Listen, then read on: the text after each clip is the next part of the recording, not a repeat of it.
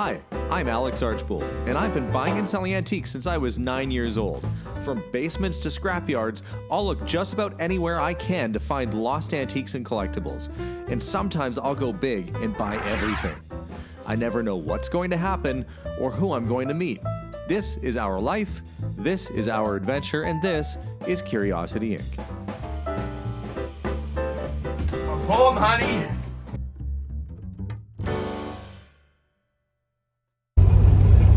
Hey guys, welcome to today's episode.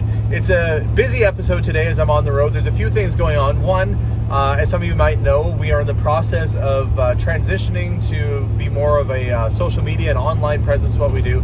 So I'm getting ready to do a big auction sale for all the stuff in my store. On the other hand, I'm still out buying stuff because I'm still an antique dealer. I'm just not going to be an antique dealer with a storefront. So I am headed over to a person's house today to see their collectibles and hopefully find a few cool things. And afterwards, I'm going to head over and check on the old Daimler limousine that I purchased and see, I don't know, just haven't visited in a while, and the guy might have another old car for sale over there, so I'm going to go have a look there.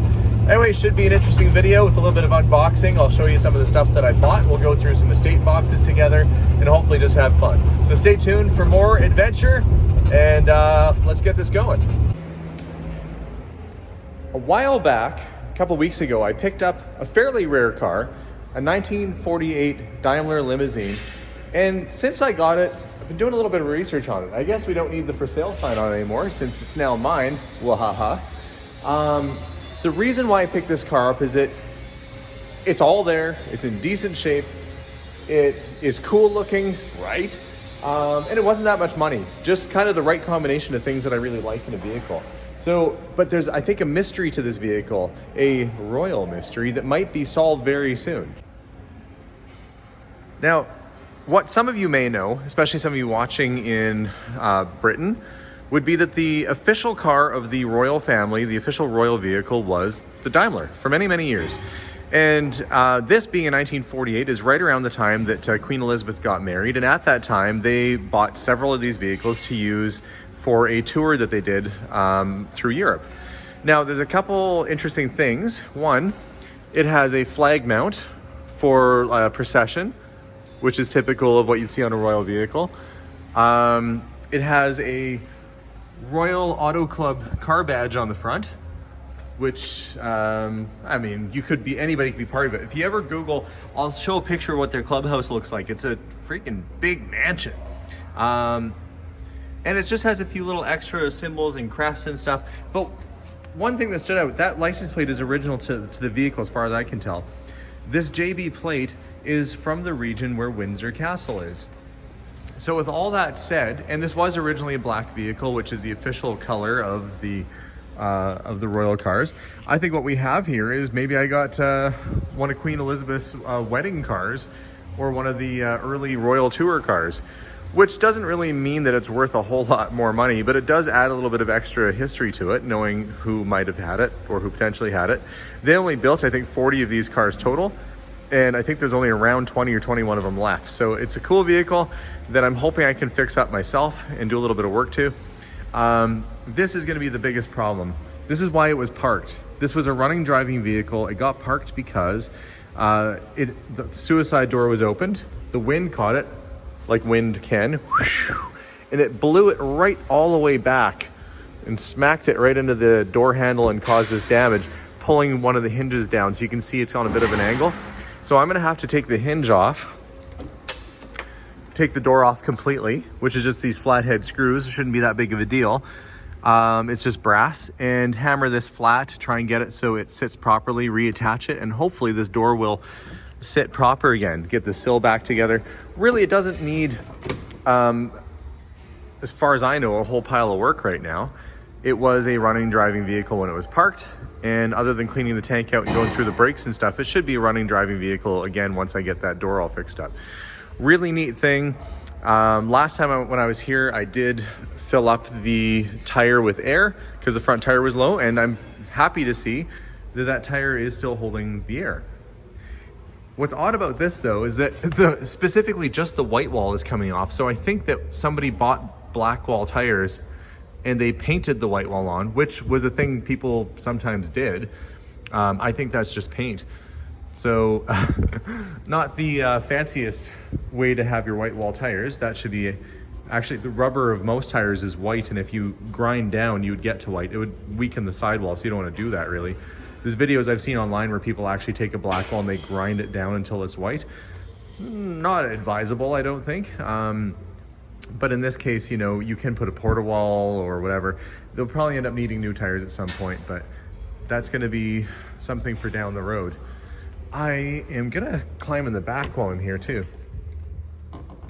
It's got these really nice wool carpets, which are in really good shape. Actually, one of the things that I liked about this car is that the interior doesn't really need much of anything at all.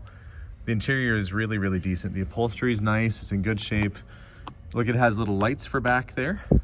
To think that the Queen might have sat back here, you know? Hello, Poppins. Oh wait, that's Dame Edna. Wrong Queen.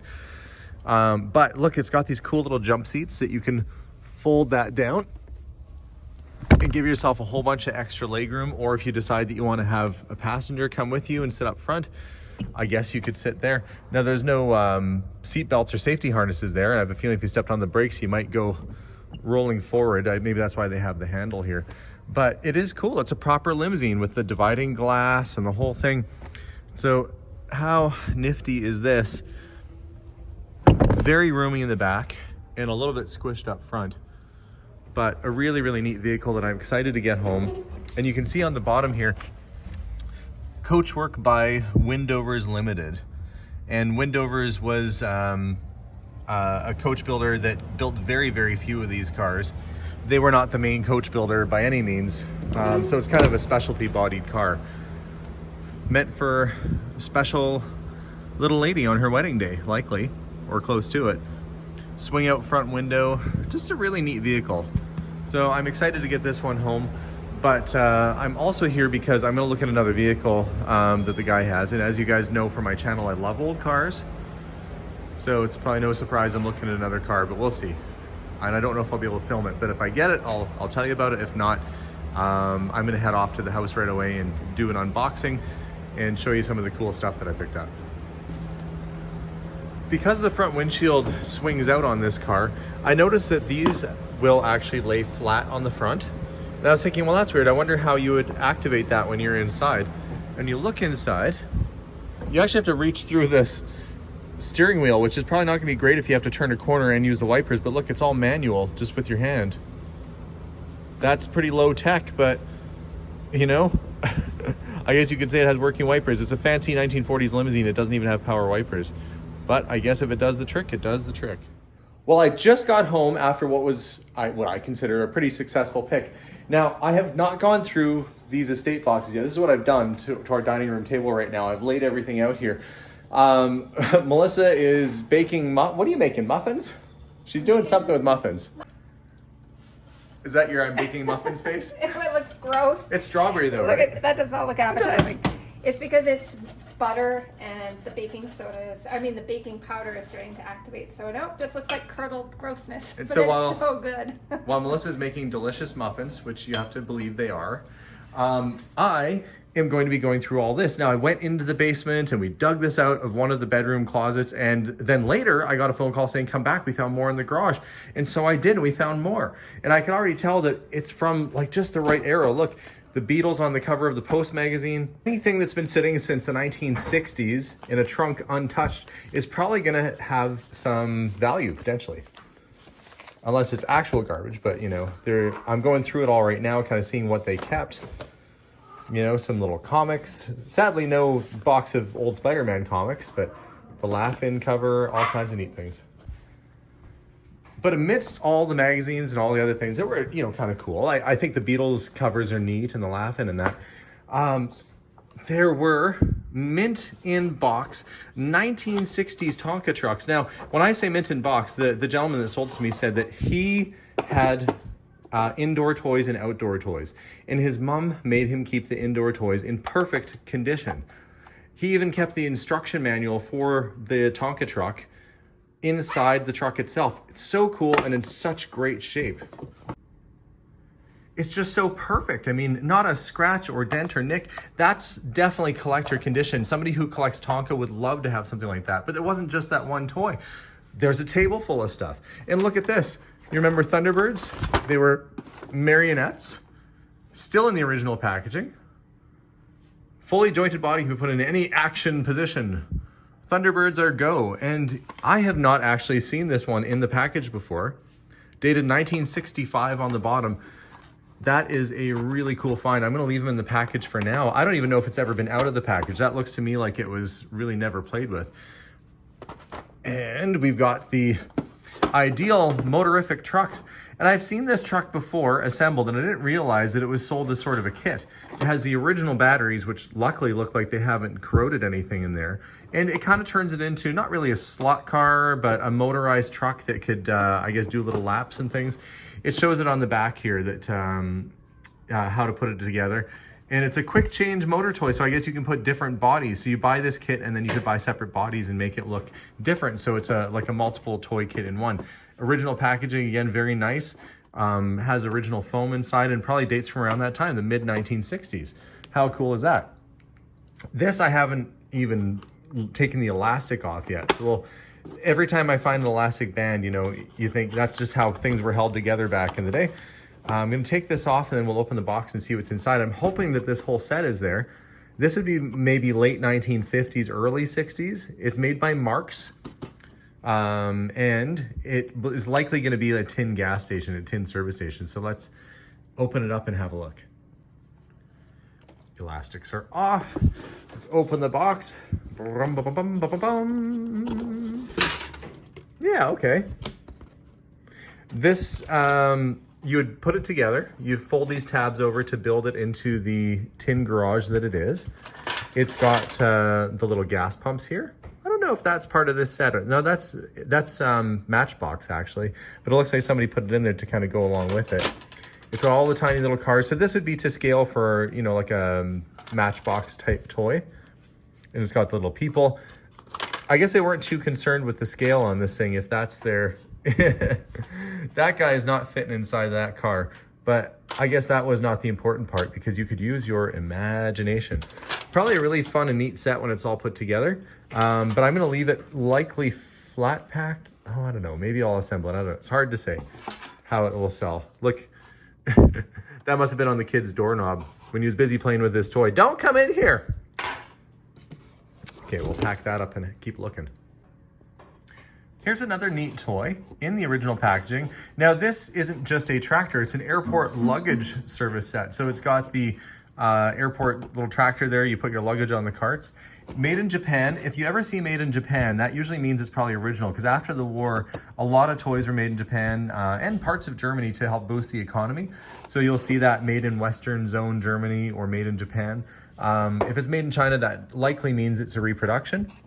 So here we go. We've got the friction power toy. Look, there's the steering wheel. I was just going to say the steering wheel is missing, but no, it's not. It's right there. I think the reason why the steering wheel is off is because it would stick up and probably wouldn't fit in the box. Even has the little luggage for it and the cardboard insert. Yeah, this is basically like an unused, brand new in the box toy in excellent condition, dating to the 1950s or early 60s, somewhere around there. These were also at the bottom of the box. The Simpson Sears Christmas catalogs. What's fun about the Sears Christmas catalogs is that this is where you would circle what toys you want to buy, what new things you want to pick up. And a lot of people, a lot of collectors like to have this because it shows how they're designed. Oh, look, there's our Volkswagen van. I do need to get, it says authentic Volkswagen bus, $2.98. Yeah. I feel like I need to find that toy now to match my van. But yeah, tin robots, mystery robot. That, you know, it's funny, the mystery robot was only $1 more than the van, or let's see, the $6.98 Caterpillar, that is probably worth like, I don't know, maybe like 40 bucks in nice shape now, where that robot could be worth like $1,000 in mint in the box. Goes to show that, you know, the robot that was cheaper is actually more collectible. Look, G.I. Joe. So these are just sort of fun things to go through. They're also fun. Oh, look, I wonder if my I'm like a squirrel here, but look, I wonder if that's the same set. $5.99, the same service garage set, kind of like that. Anyway, it is fun to go through and use these as a resource to kind of see what things sold for, what they're advertised with. And in some cases, you can kind of see what accessories would have gone with the set. So if you have it, you can go, oh, look, I have the hammer, but I'm missing the plane. I didn't know it came with it. So really neat thing to have. And just kind of fun to go through. And there's a whole stack of them too. And I think these all date from the 1950s and 60s. Honestly, 66, 64. I guess maybe in that like early to mid 60s to late 60s kind of range. Anyway, really neat stuff. And I'm certainly going to spend some time going through these and having a good look. But enough about that. Oh, and of course, you know, when you see some Pyrex, I believe this is the 1949 primary color Pyrex set, which only has the yellow, the green, and the red. Oh, actually, that's Fire King. No, I might be missing one. There we go. I've separated it out. So we've got the red, green, yellow primary Pyrex set. We have some Fire King, including this Jadeite Fire King bowl, all which are fairly collectible and will end up putting through auction, as we do with pretty much most of the stuff we find. I've learned that I always ask now. I never used to look in the kitchens, and now every time I'm in a house, I ask to look through the kitchen, and look what I found today. Old Pyrex. And look, there's a Gumby and Pokey original, but he's given, I guess Gumby is like police officer Gumby. He's got a baton and a gun and handcuffs. And I see he's got like a children stop crossing sign. Oh, it looks like that's maybe part of that. So this must have been a very specific set. And I thought at first, well, maybe somebody stuck that on there, but look, that hat's designed to go on him. So we've got a 1960s police officer Gumby with Pokey, and he's still bendy, he's still rubbery, just needs a bit of a cleaning, but overall pretty good. Nice old toy boat that was probably actually meant to go in the water and float all around. It's got a working motor on it. And now the fun part, the thing I'm looking forward to going through are some of these boxes, because I kind of just grabbed some stuff all willy-nilly like, thinking, hey, that I should because it looked cool. And here we've got a Marx train set, battery operated train set, HO scale, in the original packaging with all the instructions in the original box. That's nifty. But it's the knick-knack boxes that we're gonna go through. Here we go, another Tonka truck. It's heavy. Feel like we're gonna find it inside here. Let's dig it out and have a look. Yep, it's in there. And if it's like the other one, I bet it's gonna be in great shape. Yeah, look at that. It's basically perfect condition. Has the brochure on the bottom of the box too. Great find. And oh, look, we got cards. Beatles. I actually have a collection of Beatle cards. Let me just take this out. Spook, Zorro, and Uncle. I wonder if those are complete sets or partial sets. These 1960s era Beatles cards are pretty darn cool. If anybody out there is a Beatles fan, they made a number of series of these, the black and white original sets, and I have been trying to fill out a complete set. So I will have to go to the shop and see if I can find my, it'd be funny if some of these were actually autographed. Those are facsimiles, but that's a good stack of Beatles cards. Look how young they are there. Just kids. The happy looking Ringo. And we've got, I'm guessing Uncle is Man from Uncle. Yep. Ilya Kuryakin. And of course, I loved the Corgi Man from Uncle card that had the little guys that shot out the window on the side. Not a very big set. It doesn't look like it's complete, but it's still neat. We got Zorro. And yeah, it's your typical Disney Zorro color set. Neat thing. And I will go through all this stuff and see how complete these are. The Spook, I think, is kind of an unusual series because it's more or less horror themed, like Universal Studios, and is kind of a good set to have. And it looks to me like this might be pretty close to a good start for a partial set, especially if they're all different. And there's a couple other little things in the bottom there. Oh, look, a couple of these got wrinkled. That wasn't for me. Looks some Man from Uncle cards, it looks like, that got a little bit forlorn and left on the bottom. And some stickers. And maybe a list. This looks like the list of cards that might have been missing for the sets. These must be the little insert stickers that came with the monster cards. Well, that's a pretty good score, even just right alone on its own there. You know, there are always collectors for things like this, especially Beatles. I doubt whether they'll ever go out of fashion. Their songs are timeless. So really, really good. Just that one little box, one little Kleenex box full of cards might have just made the whole day here, but there's more. There's more stuff in here. Look, we got a cap gun set. Nice cap gun set with the holsters. And it's the Wyatt Earp set, so it is actually associated with a character. Yep, Wyatt Earp. It's got the proper guns in it. And in good shape, it seems, too.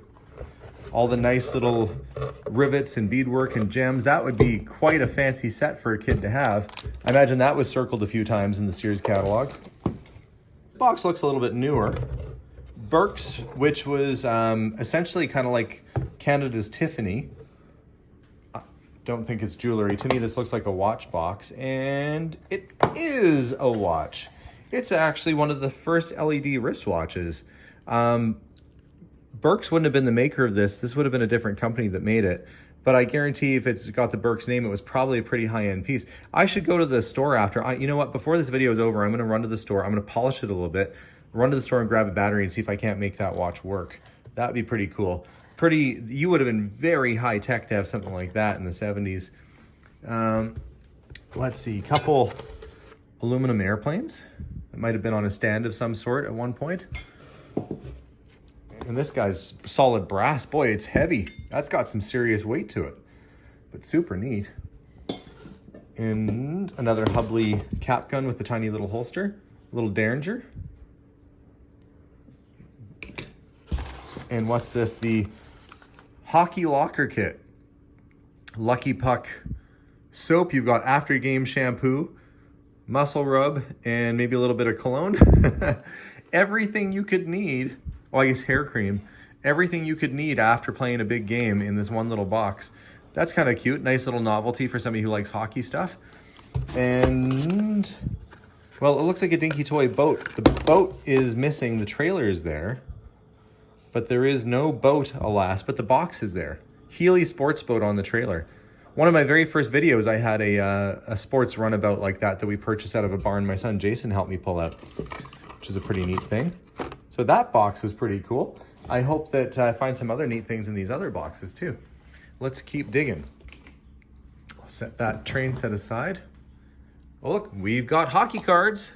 More cards, but this time hockey. And hockey can really vary in price because of who's on it. Let's have a look. So the box that they're in is an old model kit box. Let's see. I'm gonna take the cards out. This is, you know how hard it is to actually find stuff like this that's been sitting for 40, 50 years or more. This is more than 50 years, 50 or 60 years. Ooh. Well, it's too bad I didn't find any of those, but there might have been Hot Wheels around here, and it says that they had a lot of cool cars, according to the check marks. Maybe I'll have to go back to that house and do a little bit more hunting.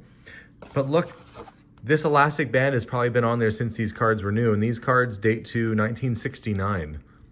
So I'll be the first one to take this elastic off since then, basically, in over 50 years. And we've got a couple little Jello cards. Oh, that's the monkeys. Kellogg's Monkey Coins. There's a few Kellogg Monkey Coins. And a Sheriff Pudding. So they would have put these as a promotional in. That's pretty neat. Fountain pen. Not in the best of shape, but still, it's a fountain pen. Okay, but enough about that. Let's have a look at these cards and see what we have here. Okay, let's go through and see what we have here. I'm looking basically for any big stars. And you're hoping that it's not all going to be commons. Not that the commons aren't good, that they wouldn't fill out a set. And surprisingly, the condition of these cards is pretty decent. Checklist, they're always marked. If you find a checklist that doesn't have any marking on it, sometimes they're actually worth a fair bit. So always check your checklist. Bob Nevin, Claude Rose. So far, no real big names. You know, you want to, this time, oh, well, there's one, Bobby Orr. Of course, one Bobby Orr car has a big crease in it. Tony Esposito, it's a bigger name. Probably because they would have been, the bigger names might have been taken out and looked at by kids more often.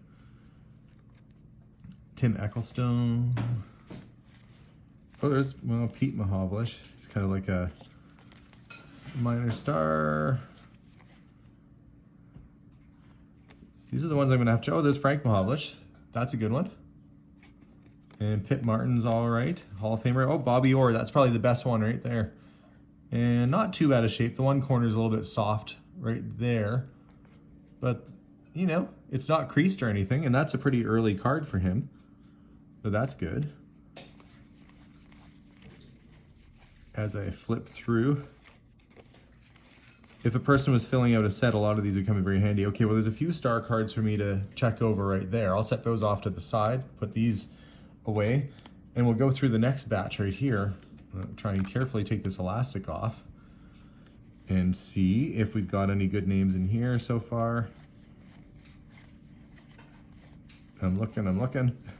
I like the color, and oh, Andy Bathgate, there's one. I always like the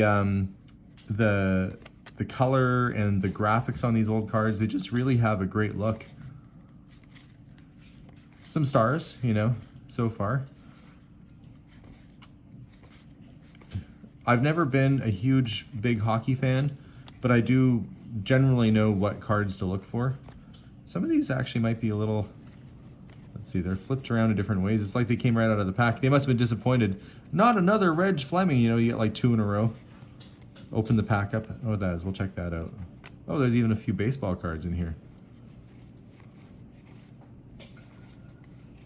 And no real stars in there. But, you know, these are 1969, 1970 cards nonetheless. They'll have some value. This little poster. And who's the poster? Bob Gibson, maybe? Bob Clemente. Oh, Roberto Clemente. Well, there we go. At least there's one baseball star sort of thing. This little insert poster will have some value. We'll keep digging. Well, that was fun to go through. Enjoy having a look at that stuff. But now we've got this little Triang-Minic. I think it's a cap bomb that you load it with caps, and when you throw it, kapow, it blows up or makes like a little smoke bomb. Surprisingly, none of the fins are really damaged or broken, considering you're chucking this thing at the air. That's pretty neat. We've got a nice old Pez. Well, he's got some glue or something on him. Poor Batman, he's seen better days. But this is an earlier Pez. You can tell because it has no feet. They found that people wanted to stand them up, and without the feet, they were too wobbly. So Pez decided to start putting feet on them. If you ever see a Pez dispenser like this and it does not have the feet made in Austria like this, that means it's one of the earlier ones. So this probably would have been like a, you know, $30, $40 Pez if I can get this glue off of him, but it might have done too much damage to make it terribly valuable, but still pretty neat. We have several old Hot Wheel catalogs. So I'm guessing, you know, of course, you guys who watch at home know that I love old Redline Hot Wheels. I sold off my collection to pay down part of our house, and now I'd like to try and start building it back up again. So finding a few little things like this are just nice, you know, nice little things to have. The Clifford book. Clifford gets a job. It's about time. All he does is look for, you know what I wouldn't want to be? I wouldn't want to be Emily Elizabeth there on his back and have to clean up after him at the dog park. Do you imagine the size of the the droppings that Clifford would leave behind? No thanks. Curious George goes to the hospital. Unrelated to Clifford gets a job. Maybe Clifford's job was like Monkey Hitman. Let's see. Little novelty camera. It's pretty cool. Tiny little guy too. Probably a Japanese made novelty. Probably actually took pictures. You could probably get little tiny film for it. It's got a little leather case. Just kind of a neat little thing. Oh, another Pyrex bowl, or dish, I should say. And we've got an AMT model kit here, also from that 1960s sort of age range. And let's see if we open it up, if inside, if it is built or unbuilt or complete or what. Let's see. Yeah, there it is. Looks like they started building it and they got as far as the chassis and the engine, and then they stopped. Which is fine because somebody will take it the rest of the way. It's got the decals for the back there. and the instruction book, so that's all good. Nice original packaging. Actually, everything here has been in pretty good shape. We've got King George. This is a, this probably would have hung in a store or something, maybe in your house. You know, this is when World War II was happening. They'd say victory for King and Empire. Of course, the Canadian flag didn't exist at this time. We actually had the red ensign. That was our flag, more or less, was red with the Union flag in the corner. And we've got the beaver down there. That's pretty neat.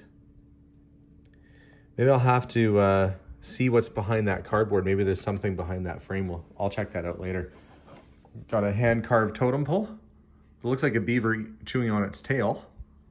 You know, I've had days like that.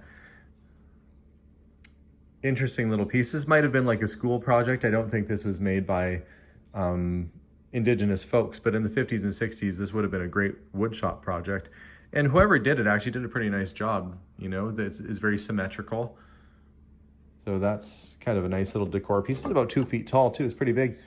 In this box, we've got a remote control helicopter, which should wind up and spin around. I'll wind it up and we'll see if it goes.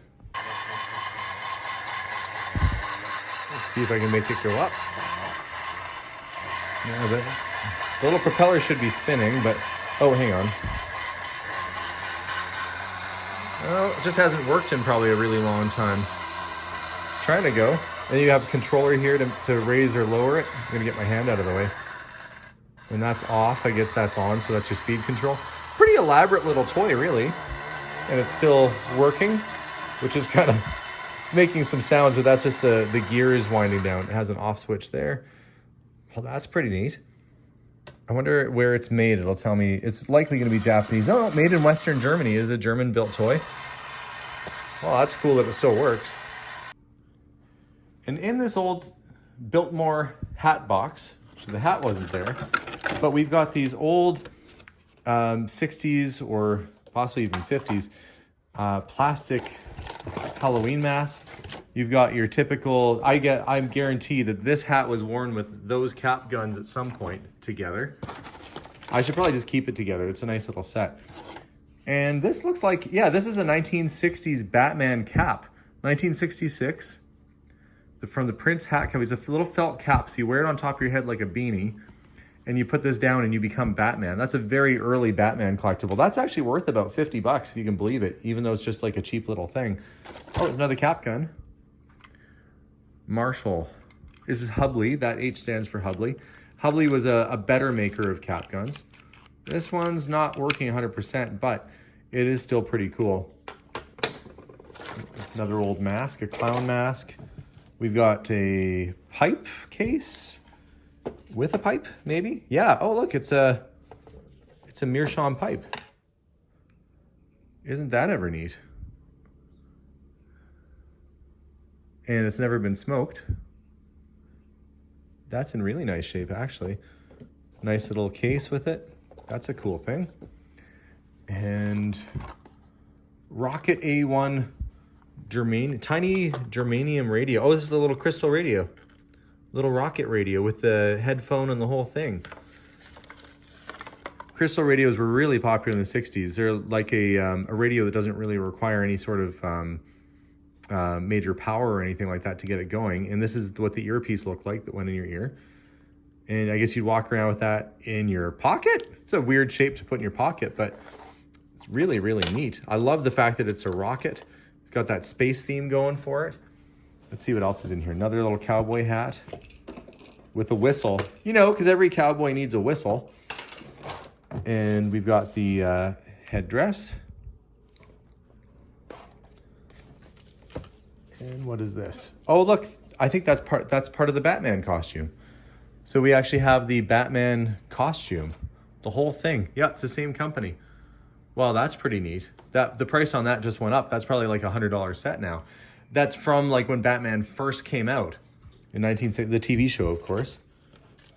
Barrel of Monkeys instructions, a couple toy cars, little Matchbox Mustang, and this has the steerable front wheels on it. See that?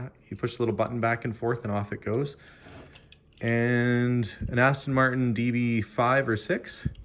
It's not James Bond, but it's still pretty cool. little costume jewelry necklace. I don't know if it's Sherman or what it is. I don't see if there's any marks on it. We'll have a look at that later, but that's kind of nice to have in the box. Another headdress. And what on earth is this? Maybe part of another costume. I couldn't tell you. But either way, there's lots of goodies. Boy, that was quite the haul. You know, even the box it's in, even the boxes most of the stuff is in is really neat. I would have to say though, my favorite pieces so far, well, the Meerschaum pipe, that was a nice surprise. The cap gun set's really cool. The hockey cards, having a Bobby Orr in there, that's great. And of course, all the Beatles cards. I don't know, everything's cool. I don't know if I have a favorite. Every single thing here is cool. So I guess the next step for me is to get this all inventory and organized and get it up for sale. So it should be available at the next auction. I'll try my best to have most of the stuff, if not all of it, in the mid-May sale that's coming up. So check it out. It'll be at Kastner Auctions, kauctions.ca. I hope you enjoyed today's treasure hunt video. I gotta get this cleaned up before supper time, so I got a lot of work ahead of me. Wish me luck, guys. But most of all, thanks for watching. We'll see y'all soon, and bye for now. Bye, guys.